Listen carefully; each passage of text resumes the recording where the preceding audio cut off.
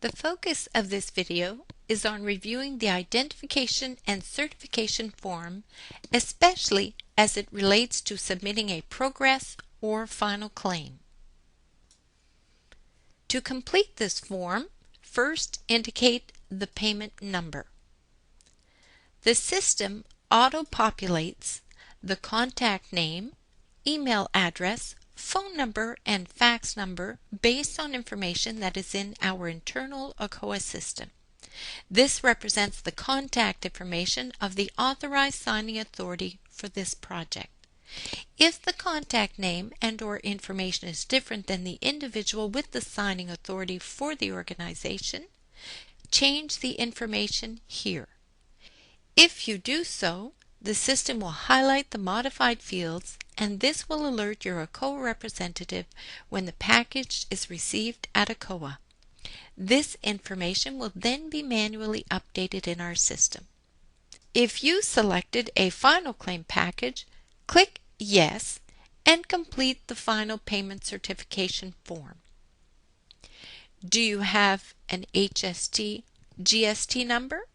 This is the Canada Revenue Agency business number containing 9 digits and ends with the letters RT, which is only applicable if you, the client, are registered to collect HST GST and/or are eligible for HST GST refunds.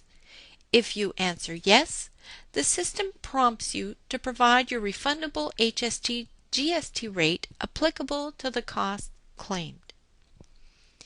Here you identify the dates for the period in which the costs have been incurred as per your invoices.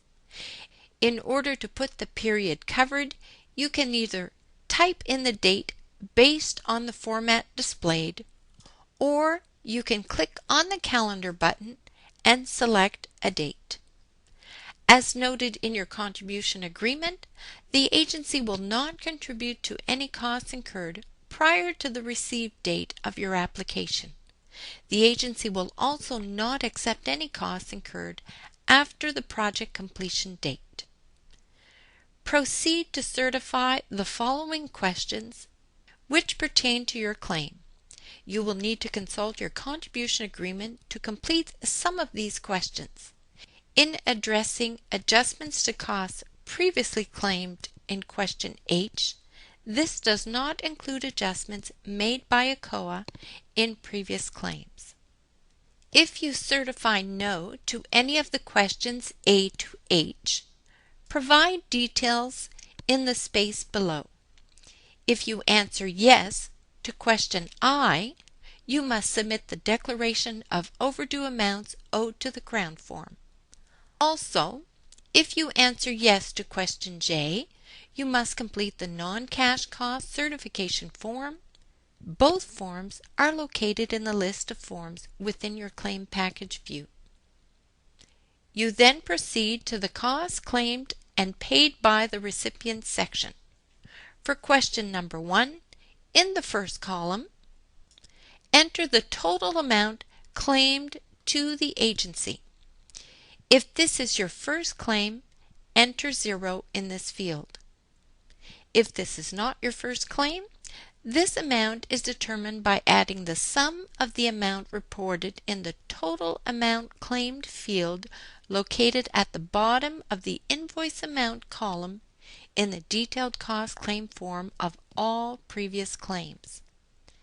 In the second column, enter the total amount paid to suppliers and/or employees from previous claims. For question number 2, enter the total amount claimed to the agency from the detailed cost claim form. In this column, enter the amount paid to suppliers and/or employees for this claim period only. The system will then provide the total for each column. Once this form is filled out, you must click this checkbox to declare that the responses above and on the detailed cost claim and progress report forms are true. Note that all sections of these mandatory forms must be completed and all questions must be answered. It is recommended that you go to the help link for additional videos on the claim process, as well as help files and videos on all sections of ACOA Direct. This concludes our session on the identification and certification form for a progress or final claim package. Thank you for taking time to listen to this video.